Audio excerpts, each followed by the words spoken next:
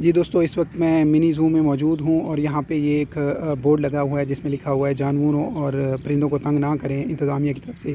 तो ये एक बहुत ही अच्छा ही कह लें कि मैसेज है, क्योंकि काफ़ी सारे लोग आते हैं तो वो स्पेशली बच्चे हैं तो बच्चों को इतना आइडिया नहीं होता, तो वो जहाँ पे जो परिंदे होते हैं उनको तंग करना शुरू कर देते हैं। तो ये एक अच्छी बात नहीं है। तो ये वैसे भी जानवरों को तंग नहीं करना चाहिए, क्योंकि हमारे मॉरल एथिक्स में ये चीज़ शामिल है कि जानवरों का ख्याल रखना चाहिए।